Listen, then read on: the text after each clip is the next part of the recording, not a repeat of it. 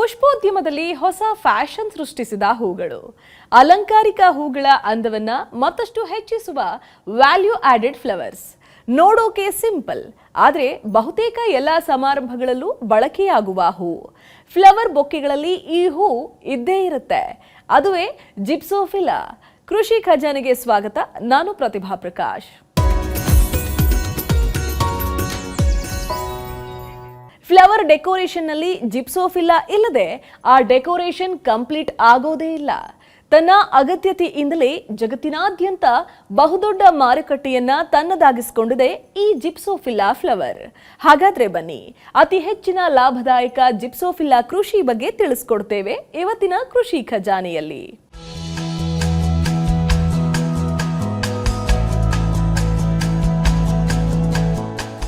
ಇದೇನಿದು? ಪಾಲಿಹೌಸ್ ಒಳಗೆ ಹೀಗೆ ಸಾವಿರಾರು ಪಾರ್ಥೇನಿಯಂ ಗಿಡಗಳು ಬೆಳೆದಿದ್ದಾವಲ್ಲ, ಕಳೆಯೇ ಬೆಳೆಯಂತೆ ಕಾಣುತ್ತಿದೆಯಲ್ಲ ಅಂತ ಅಂದುಕೊಡಬೇಡಿ. ಇವು ಹೂ ಬಿಟ್ಟ ಪಾರ್ಥೇನಿಯಂ ಗಿಡಗಳಲ್ಲ, ಬದಲಾಗಿ ಜಗತ್ತಿನಾದ್ಯಂತ ತುಂಬಾ ಬೇಡಿಕೆ ಇರುವ ಡೆಕೋರೇಷನ್ ಫ್ಲವರ್. ಹೆಸರು ಜಿಪ್ಸೋಫಿಲಾ.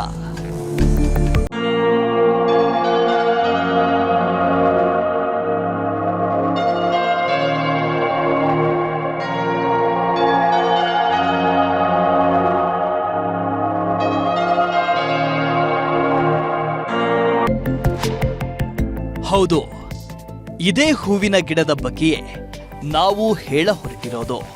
ಇತ್ತೀಚಿನ ವರ್ಷಗಳಲ್ಲಂತೂ ಜಿಪ್ಸೋಫಿಲಾ ಹೆಸರಿನ ಈ ಹೂವಿಲ್ಲದೆ ಯಾವ ಫ್ಲವರ್ ಬೊಕೆಗಳು ತಯಾರಾಗೋದಿಲ್ಲ. ಮದುವೆಯ ಫ್ಲವರ್ ಡೆಕೋರೇಷನ್ಗೆ ಅಥವಾ ಯಾವುದೇ ಸಭೆ ಸಮಾರಂಭಗಳ ಫ್ಲವರ್ ಡೆಕೋರೇಷನ್ಗೆ ಈ ಜಿಪ್ಸೋಫಿಲಾ ಬಳಕೆ ಇದ್ದೇ ಇರುತ್ತದೆ. ಇನ್ನು ಸಿಂಪಲ್ ಆಗಿ ಹೇಳಬೇಕಂದ್ರೆ, ಜಿಪ್ಸೋಫಿಲಾ ಇಲ್ಲದೆ ಫ್ಲವರ್ ಡೆಕೋರೇಷನ್ಗೆ ಕಳೆಯೇ ಇಲ್ಲದಂತೆ. ಹಾಗಾದ್ರೆ ಈ ಜಿಪ್ಸೋಫಿಲಾ ಕೃಷಿ ಎಷ್ಟು ಆದಾಯಕಾರಿ ಅನ್ನೋದನ್ನ ತಿಳಿಯಬೇಕಾದ್ರೆ ಭಾರತ ಸೇರಿ ಜಗತ್ತಿನ ಪುಷ್ಪೋದ್ಯಮ, ಅದರಲ್ಲೂ ಎಕ್ಸಾಟಿಕ್ ಡೆಕೋರೇಷನ್ ಫ್ಲವರ್ಸ್ ಮಾರುಕಟ್ಟೆ ಮೌಲ್ಯವನ್ನ ಅರಿಯಬೇಕಾಗತ್ತೆ.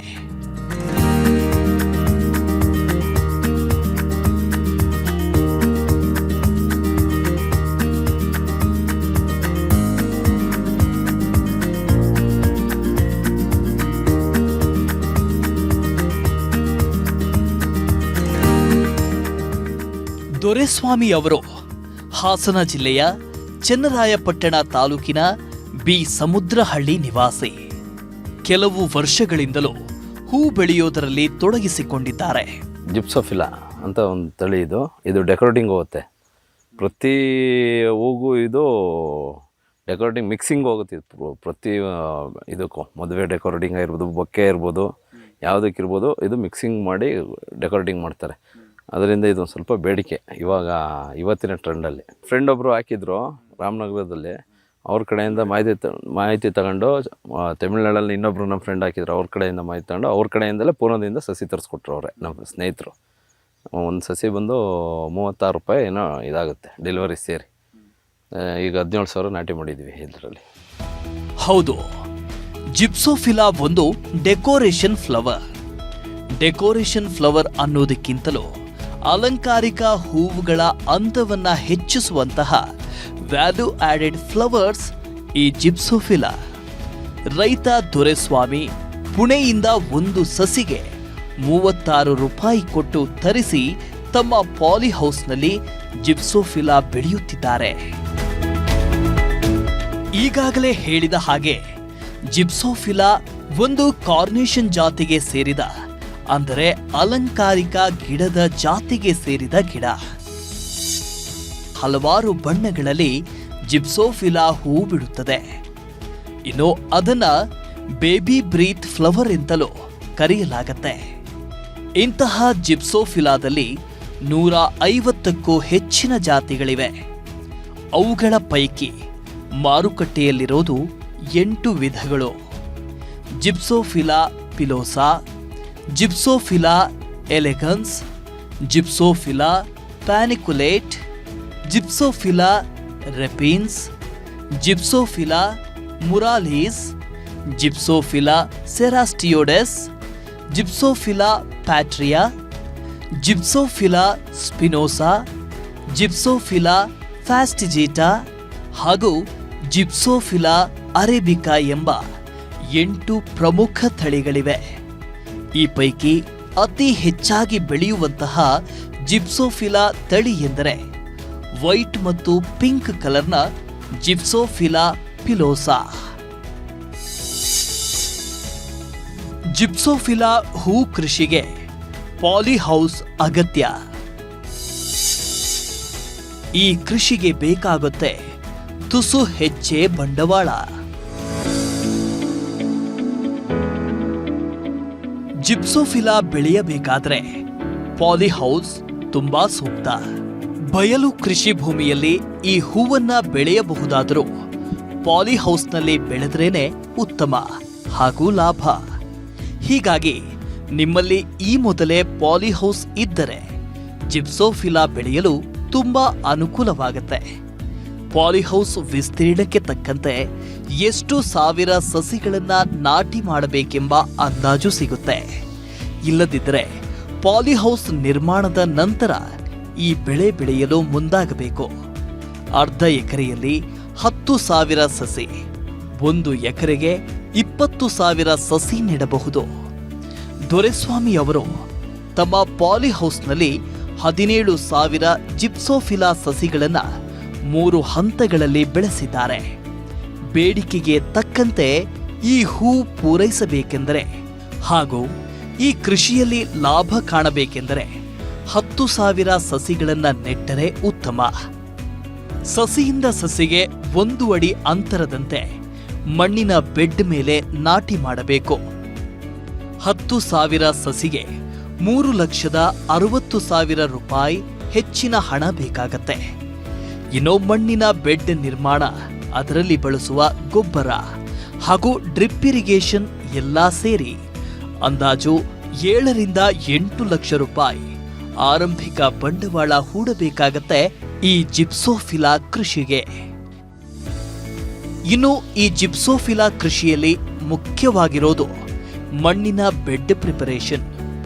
ಈ ಬೆಡ್ ನಿರ್ಮಾಣದ ವೇಳೆಯಲ್ಲಿ ಹೆಚ್ಚಿನ ಕಾರ್ಮಿಕರು ಬೇಕಾಗ್ತಾರೆ ಅಥವಾ ಹೆಚ್ಚಿನ ದಿನಗಳು ಕೆಲಸವಿರುತ್ತದೆ. ಅದು ಬಿಟ್ಟು ಹೂ ಕೊಯ್ಲು ಮಾಡಬೇಕಾದರೆ 2 ಕಾರ್ಮಿಕರಿದ್ದರೆ ಸಾಕು.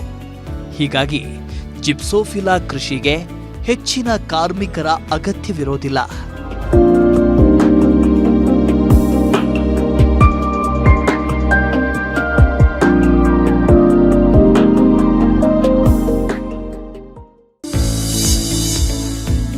ಜಿಪ್ಸೋಫಿಲಾ ಕೃಷಿಯಲ್ಲಿ ಭೂಮಿ ತಯಾರಿ ಅತಿ ಮುಖ್ಯ. ಮಣ್ಣಿನ ಬೆಡ್ ನಿರ್ಮಾಣದ ಮೇಲಿರುತ್ತೆ ಗಿಡಗಳ ಬೆಳವಣಿಗೆ.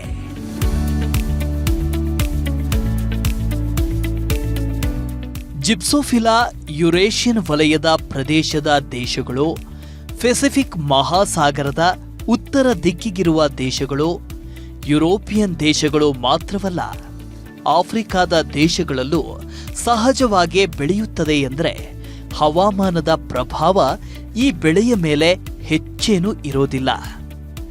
ಅದರಲ್ಲೂ ಪಾಲಿಹೌಸ್ನಲ್ಲಿ ಬೆಳೆಯೋದರಿಂದ ಈ ಕೃಷಿಗೆ ಹವಾಗುಣ ಮತ್ತು ಮಣ್ಣು ನಿರ್ದಿಷ್ಟವಾಗಿಯೇ ಇರಬೇಕು ಎಂದೇನಿಲ್ಲ. ಆದರೆ ಮಣ್ಣಿನ ಬೆಡ್ ನಿರ್ಮಾಣ ಬೆಳೆ ಸಮೃದ್ಧವಾಗಿರಲು ಹಾಗೂ ಗಿಡದಲ್ಲಿ ಹೂವುಗಳ ಪ್ರಮಾಣ ಹೆಚ್ಚಾಗಿರಲು ತುಂಬಾ ಮುಖ್ಯವೆನಿಸುತ್ತದೆ.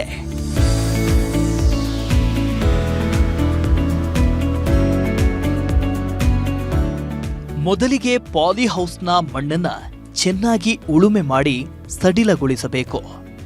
ಬೆಡ್ ತಯಾರಿಗೆ ಮಾರ್ಕ್ ಮಾಡಿಕೊಳ್ಳಬೇಕು. ಸಡಿಲಗೊಂಡ ಮಣ್ಣನ್ನ 1.5 ಅಡಿಯಷ್ಟು ಎತ್ತರಕ್ಕೆ ಕಟ್ಟಿ ಮಣ್ಣಿನ 3 ಅಡಿ ಅಗಲದ ಬೆಡ್ ನಿರ್ಮಿಸಿಕೊಳ್ಳಬೇಕು.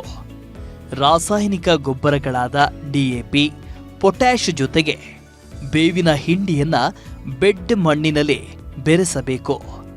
ಇದರ ಜೊತೆಗೆ ಟ್ರೈಕೋಡರ್ಮಾ, ಸೂಡೋಮೊನಾಸ್ನಂತಹ ಸೂಕ್ಷ್ಮ ಜೀವಾಣುಗಳು ತೋಟಗಾರಿಕಾ ಇಲಾಖೆಯಿಂದ ತಂದು 7 ದಿನಗಳ ಕಾಲ ಕತ್ತಲೆ ಕೋಣೆಯಲ್ಲಿಟ್ಟು ಬೆಳೆಸಬೇಕು.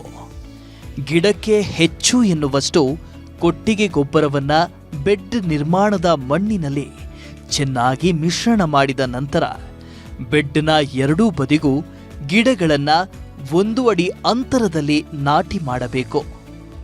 ಮಣ್ಣಿನ ಬೆಡ್ ಎಷ್ಟು ಅಚ್ಚುಕಟ್ಟಾಗಿ ಸಮತಟ್ಟುಗೊಳಿಸಿ ಗೊಬ್ಬರಗಳ ಮೂಲಕ ಫಲವತ್ತತೆ ಹೆಚ್ಚಿಸುತ್ತೇವೋ ಅಷ್ಟು ಚೆನ್ನಾಗಿ ಬೆಳೆ ಇರುತ್ತದೆ ಎನ್ನುತ್ತಾರೆ ಜಿಪ್ಸೋಫಿಲಾ ಹೂ ಬೆಳೆಗಾರ ದೊರೆಸ್ವಾಮಿ. ಬೆಡ್ಡು ಫಸ್ಟು ಚೆನ್ನಾಗಿ ಉಳುಮೆ ಮಾಡಬೇಕು. ಉಳುಮೆ ಲೂಸ್ ಮಾಡ್ಕೋಬೇಕು. ಸಾಯಿಲ್ ಲೂಸ್ ಮಾಡಿ ಟ್ರೈಕೋಡರ್ಮ, ಸುಡೋಮೋನಸ್ಸು, ಅದನ್ನು ಜೀವಾಣುಗಳು ಅವು ಇವತ್ತಿನ ರೈತರು ಯಾರು ಯೂಸ್ ಮಾಡಲ್ಲ. 100ಕ್ಕೆ ಒಬ್ಬರು ಯೂಸ್ ಮಾಡೋದು. ಅದನ್ನು ಕತ್ಲೆ ಮನೇಲಿ 7 ಡೇಸ್ ಇಟ್ಟು ಅದನ್ನು ಜೀವಾಣುಗಳನ್ನ ಬೆಳೆಸ್ಕೊಂಡು ಆಮೇಲೆ ಬಂದು ಬೆಡ್ಡಿಗೆ ಹಾಕ್ಕೊಂಡು ಬೇವಿನ ಹಿಂಡಿ, ಹೊಂಗೆ ಹಿಂಡಿ, ಅಲ್ಲಿಂದ ಬಂದ್ಬಿಟ್ಟು DAP, ಪೊಟ್ಯಾಶ್ ಇಷ್ಟನ್ನೆಲ್ಲ ಮಿಶ್ರಣ ಮಾಡಿ ಬೆಡ್ಡಿಗೆ ಹಾಕಿ ಬೆಡ್ಡನ್ನ ಫಸ್ಟು ಸಮದಟ್ಟಾಗಿ ಮಾಡ್ಕೊಂಡಿದ್ವಿ. ಇದು ಮಾಡೋಕ್ಕೆ 1 ತಿಂಗಳ ಕೆಲಸ ಹಿಡಿತಿದ್ದು. ಇದು ಹಿಡಿಯೋದು ಫಸ್ಟ್ ವರ್ಕು ಬೆಡ್ ಪ್ರಿಪ್ರೇಷನ್ ಹೆಂಗೆ ತಗೋತೀವಿ ಅದ್ರ ಮೇಲೆ ಬೆಳೆಗಳು ನಿಲ್ಲೋದು. ನಾವು ಬೆಡ್ ಪ್ರಿಕಾಷನರಿ ಏನೇನು ಬೇಕೋ ಎಲ್ಲನೂ ಬೆಡ್ಡಿಗೆ ಸೇರಿಸಿರ್ತೀವಿ. 30ರಿಂದ 40 ಟನ್ ಮನೆ ಗೊಬ್ಬರ ತರಿಸಿ ಫಸ್ಟ್ ಮಾರ್ಕ್ ಮಾಡ್ಕೊಂಡು ಆ ಬೆಡ್ ಒಳಗಡೆ ನಾವು ಎಲ್ಲ ಥರ ಜಾಗಕ್ಕೆ ಹಾಕಿದ್ರೆ ಕಳೆ ಬರುತ್ತೆ. ಕಳೆ ಅವಾಯ್ಡ್ ಮಾಡೋಕ್ಕೋಸ್ಕರನೇ ಬೆಡ್ ಮಾರ್ಕ್ ಮಾಡ್ಕೊಂಡು ಅದರೊಳಗಡೆ ಗೊಬ್ಬರಗಳು ಇದು ಮಾಡಿ ಆಮೇಲೆ ಬೆಡ್ಡನ್ನ ಪ್ರಿಪ್ರೇಷನ್ ಮಾಡ್ಕೊತೀವಿ. ಪ್ರಿಪ್ರೇಷನ್ ಮಾಡ್ಕೊಂಡ್ಬಿಟ್ಟು 1 ಅಡಿಗೆ ಒಂದು ಗಿಡ ನಾಟಿ ಮಾಡಿದ್ದೀವಿ ಸರ್. ನೀರು ಪೂರೈಕೆಯಲ್ಲಿ ಇರಲೇಬೇಕು ಎಚ್ಚರ. ಹೌದು, ಜಿಪ್ಸೋಫಿಲಾ ಹೂ ಗಿಡಗಳಿಗೆ ಕನಿಷ್ಠ ಪ್ರಮಾಣದ ನೀರಿದ್ದರೆ ಸಾಕು. ಡ್ರಿಪ್ ಮೂಲಕ ದಿನಕ್ಕೆ 10 ನಿಮಿಷಕ್ಕೂ ಕಡಿಮೆ ಸಮಯ ನೀರು ಹಾಯಿಸಬೇಕು. ನೀರಿನ ಪ್ರಮಾಣ ಸ್ವಲ್ಪ ಹೆಚ್ಚಾದರೂ ಗಿಡ ಬೇಗನೆ ನಾಶವಾಗಿ ಬಿಡುತ್ತದೆ. ಹೀಗಾಗಿ ನೀರು ಪೂರೈಸುವಾಗ ಮಣ್ಣಿನ ಹದ ನೋಡಿಕೊಂಡು ಪೂರೈಸಬೇಕು. ನಿತ್ಯ ಇದಕ್ಕೆ ನೀರು ಜಾಸ್ತಿ ಬೇಕಾಗಲ್ಲ. ಏನು 10 ಮಿನಿಟ್ಸ್ ಪರ್ ಡೇ ಅದೇ ಜಾಸ್ತಿ ಆಗುತ್ತೆ. ನೋಡ್ಕೊಂಡು ಕೊಡಬೇಕು. ನೀರು ಜಾಸ್ತಿ ಸಾಯುತ್ತೆ ಗಿಡ. ಅದೊಂದು ಮೈನಸ್ ಪಾಯಿಂಟ್. ಇದು ಮೈನ್. ಜಾಸ್ತಿ ನೀರಾದರೆ ತಡೆಯಲ್ಲ ಗಿಡ. ಇನ್ನು ಬೆಡ್ ವ್ಯವಸ್ಥೆ ಆಗಿರುವುದರಿಂದ ಈ ಬೆಳೆಗೆ ಕಳೆಯ ಸಮಸ್ಯೆ ಬಹುತೇಕ ಇರದು. ಆದರೆ ಬಿಸಿಲು ಹೆಚ್ಚಾದಾಗ ನುಸಿ ಸಮಸ್ಯೆ ಕಾಡುತ್ತದೆ. ಇಲ್ಲವೇ ಎಲೆ ತಿನ್ನುವ ಲಾರ್ವಾದಂತಹ ಸಣ್ಣ ಲೀಫ್ ಮೈನರ್ಸ್ ಸಮಸ್ಯೆ ಕಾಡುತ್ತದೆ. ಲೀಫ್ ಮೈನರ್ಸ್ಗೆ ಟ್ರೈಸೋಫಾಸ್ ಎಂಬ ದ್ರಾವಣವನ್ನ ಸಿಂಪಡಿಸಬೇಕು. ಇಂಥದ್ದೇ ಹಲವು ಔಷಧಗಳು ಸಿಗುತ್ತದೆ. ನುಸಿ ಸಮಸ್ಯೆಗೂ ಸೂಕ್ತ ರೀತಿಯ ಔಷಧ ಸಿಂಪಡಿಸಿದರೆ ಸಮಸ್ಯೆ ಪರಿಹಾರವಾದಂತೆಯೇ. ಈ ನುಸಿ ಕಾಟ ಬಿಟ್ಟು ಜಿಪ್ಸೋಫಿಲಾ ಬೆಳೆಗೆ ಬೇರೆ ಇನ್ಯಾವ ರೋಗ ಅಥವಾ ಕೀಟ ಬಾಧೆ ಬರುವುದಿಲ್ಲ. ಇದಕ್ಕೆ ಮೇಜರು ಟೆಂಪ್ರೇಚರ್ ಹೈ ಆದಾಗ ಇದು ಬರುತ್ತೆ. ಅದು ಮೈಟ್ಸ್ ಆಗುತ್ತೆ. ಇನ್ನು ಮಾಮೂಲಿ ಅಂಥ ಏನು ಮೇಜರ್ ಸಮಸ್ಯೆಗಳಲ್ಲ. ಲೈಟಾಗಿ ಲೀಫ್ ಮೈನರ್ ಶುರುವಾಗುತ್ತೆ. ಲೀಫ್ ಮೈನರ್ ಆದರೆ ಟ್ರೈಸೋಫಾಸ್ ಕೊಟ್ಕೊತೀವಿ. ಇಲ್ಲ ಬೇಸಿಕ್ಲೈ ಆದರೆ ಬೆನಿಮಿಯಾ ಕೊಟ್ಕೊಂಡಿರ್ತೀವಿ ಸ್ಟಾರ್ಟಿಂಗಲ್ಲೇ. ಇದು ನಾಟಿ ಮಾಡಬೇಕಲ್ಲ, ಅದು ಕಾಸ್ಟ್ಲಿ ಅಂತ ಬೇರೆ ರೈತರು ಯೂಸ್ ಮಾಡಲ್ಲ. ನಾವು ಅದಕ್ಕೇನಿಲ್ಲ, ಫಸ್ಟ್ ಸ್ಟಾರ್ಟಿಂಗೆಲ್ಲ ಬೆನಿಮಿಯಾ ಕೊಟ್ಕೊಂಬಂದಿರ್ತೀವಿ. ಅದ್ರ ಮೀರಿ ಲೀಫ್ ಮೈನರ್ ಬಂದರೆ ಟ್ರೈಸೋಫಾಸು ಇದೆ, ಸುಮಾರು ಇದೆ. ಆ ಟೈಮಿಗೆ ಯಾವ್ದು ಬೇಕೋ ಆ ವೆದರ್ಗೆ ಸೆಟ್ ಆಗಂಗೆ ನಾವು ಸಿಂಪಡಣೆ ಮಾಡ್ತೀವಿ. ಜಿಪ್ಸೋಫಿಲಾ ಗಿಡ 3 ವರ್ಷದ ಬೆಳೆ. ವರ್ಷಕ್ಕೆ 3 ಬಾರಿ ಹೂ ಕೊಯ್ಲು ಮಾಡಬಹುದು. ಫ್ಲವರ್ ಡೆಕೋರೇಷನ್ಗೆ ಬಳಸುವ ಜಿಪ್ಸೋಫಿಲಾಗೆ ಬೇಡಿಕೆ ಮತ್ತು ಬೆಲೆ ಇದ್ದೇ ಇರುತ್ತದೆ. ಹೀಗಾಗಿ 1 ವರ್ಷಕ್ಕೆ ಲಕ್ಷ ಆದಾಯ ಕಾಣಬಹುದು.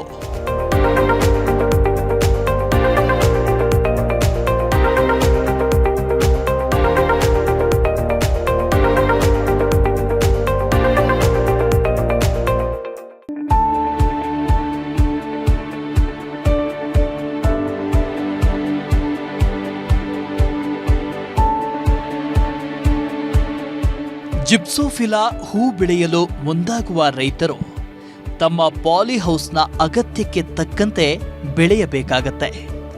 ಅರ್ಧ ಎಕರೆ ಅಥವಾ 1 ಎಕರೆಯಲ್ಲಿ ಬೆಳೆದರೆ ಸಾಕು. ಆದರೆ ವರ್ಷ ಪೂರ್ತಿ ಹೂ ಸಿಗುವ ಹಾಗೆ 3-4 ಹಂತಗಳಲ್ಲಿ ಸಸಿ ನಾಟಿ ಮಾಡಿದರೆ ಉತ್ತಮ. ಇದರಿಂದ ವರ್ಷದ ಎಲ್ಲ ಕಾಲದಲ್ಲೂ ಹೂ ಕಟಾವು ಮಾಡಬಹುದು.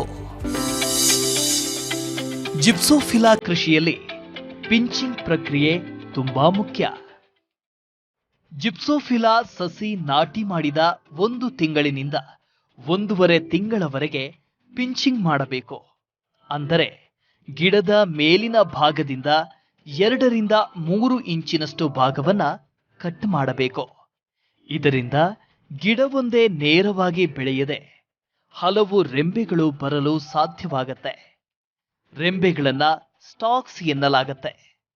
ಪಿಂಚಿಂಗ್ ಪ್ರಕ್ರಿಯೆಯಿಂದ ಗಿಡವೊಂದರಲ್ಲಿ 8 ರಿಂದ 10 ರೆಂಬೆಗಳು ಬರುತ್ತವೆ.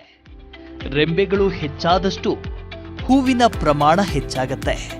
ಹೀಗಾಗಿ ಜಿಪ್ಸೋಫಿಲಾ ಕೃಷಿಯಲ್ಲಿ ಪಿಂಚಿಂಗ್ ಪ್ರಕ್ರಿಯೆ ತುಂಬಾ ಮುಖ್ಯ.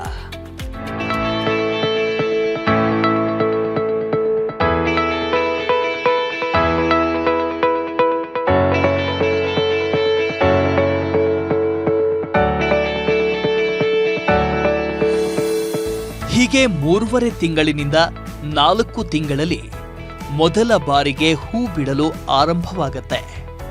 ಮೊದಲ ಬೆಳೆಯಲ್ಲಿ ಹೆಚ್ಚಾಗಿ ಹೂ ಬಿಡೋದಿಲ್ಲ. 10,000 ಗಿಡಗಳಿಂದ ಕೇವಲ 3-4,000 ಬಂಚಸ್ ಮಾತ್ರ ಬಿಡುತ್ತದೆ.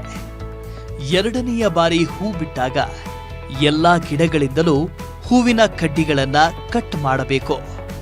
ಹೂ ಕೊಯ್ಲು ಮಾಡುವಾಗ ರೆಂಬೆಗಳ ತಳದಿಂದ ಕಟ್ ಮಾಡಬೇಕು. ಇದರಿಂದ ಮುಂದಿನ ಬೆಳೆಗೆ ಮತ್ತಷ್ಟು ಬ್ರಾಂಚ್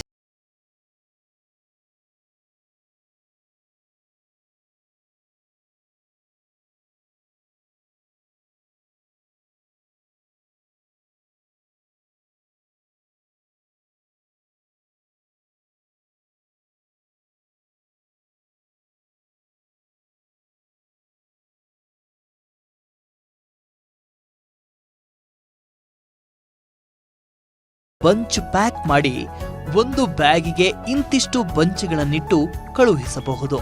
ಜಿಪ್ಸೋ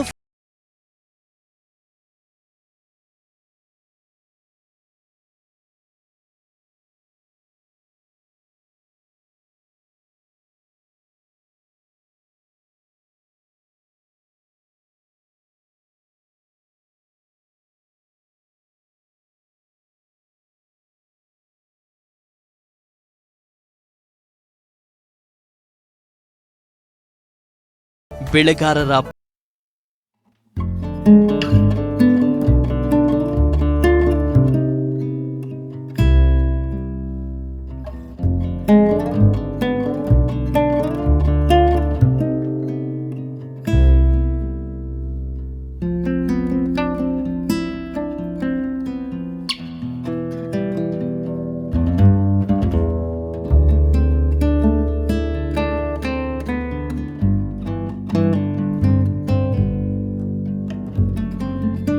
ಇನ್ವೆಸ್ಟ್ಮೆಂಟ್ ಆಗಿರುತ್ತೆ. ಅದು ಹೊರತುಪಡಿಸಿ ಅರ್ಧ ಎಕರೆಯಲ್ಲಿ 10,000 ಜಿಪ್ಸೋಫಿಲಾ ಬೆಳೆಯಲು ಸಸಿ ಖರೀದಿ, ಮಣ್ಣಿನ ಬೆಡ್ ತಯಾರಿ, ಅದಕ್ಕೆ ಬಳಸುವಂತಹ ಕೊಟ್ಟಿಗೆ ಗೊಬ್ಬರ, ರಾಸಾಯನಿಕ ಗೊಬ್ಬರ ಹಾಗೂ ಔಷಧಗಳು, ಕಾರ್ಮಿಕರ ಖರ್ಚು, ಸಾಗಾಟ ವೆಚ್ಚ ಎಲ್ಲವೂ ಸೇರಿದರೆ ವರ್ಷಕ್ಕೆ ಸುಮಾರು 5-6 ಲಕ್ಷ ಖರ್ಚು ಮಾಡಬೇಕಾಗತ್ತೆ. ಒಂದು ಜಿಪ್ಸೋಫಿಲಾ ಹೂಗುಚ್ಛದ ಬೆಲೆ ಸಾಮಾನ್ಯವಾಗಿ 70 ರಿಂದ 100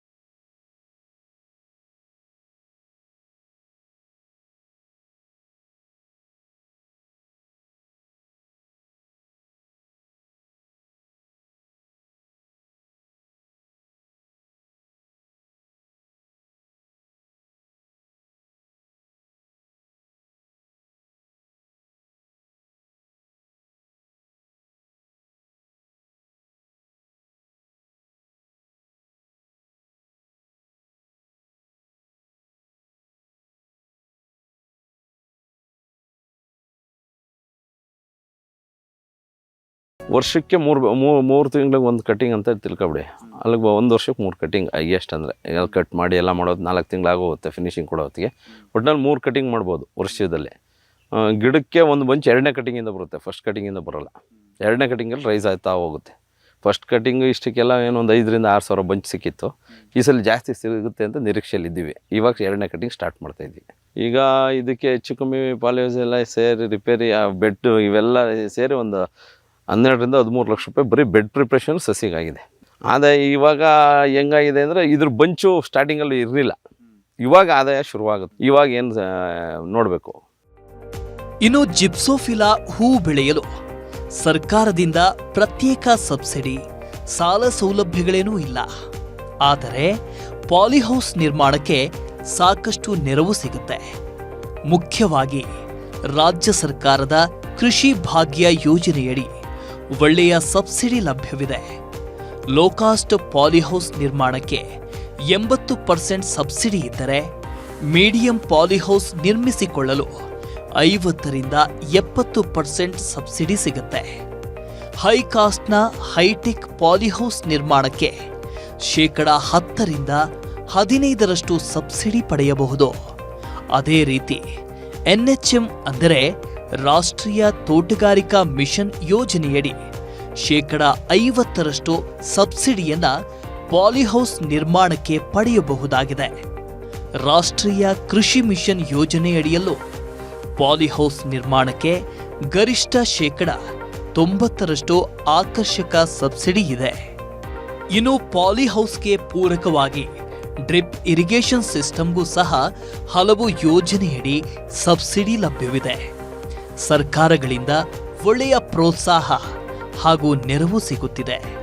ಪಾಲಿಹೌಸ್ ನಿರ್ಮಿಸಿ ಜಿಪ್ಸೋಫಿಲಾ ಹೂ ಕೃಷಿ ಮಾಡಿದರೆ ರೈತರಿಗೆ ಅತ್ಯಧಿಕ ಲಾಭವಂತೂ ಖಂಡಿತ.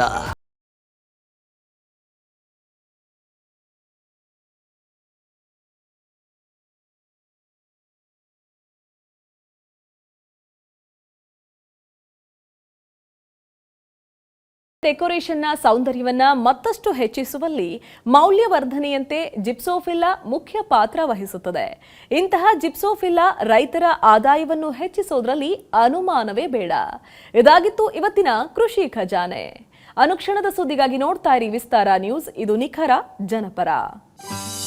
ನೀವು ವಿಶೇಷವಾದ ಬೆಳೆ ಬೆಳೆದಿದ್ರೆ, ತಂತ್ರಜ್ಞಾನ ಅಳವಡಿಸಿಕೊಂಡು ಕೃಷಿ ಮಾಡ್ತಾ ಇದ್ರೆ, ಮಾದರಿ ಕೃಷಿಕರಾಗಿದ್ರೆ ವಿಸ್ತಾರ ನ್ಯೂಸ್ ತಂಡವನ್ನು ಸಂಪರ್ಕಿಸಿ ನಿಮ್ಮ ಗೆಲುವಿನ ಗುಟ್ಟನ್ನು ನಮ್ಮ ಜೊತೆ ಹಂಚಿಕೊಳ್ಳಬಹುದು.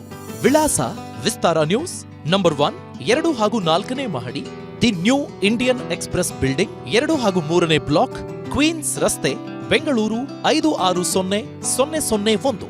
Phone number 9606942030. ಇಮೇಲ್ ವಿಳಾಸ program@vistaranews.com.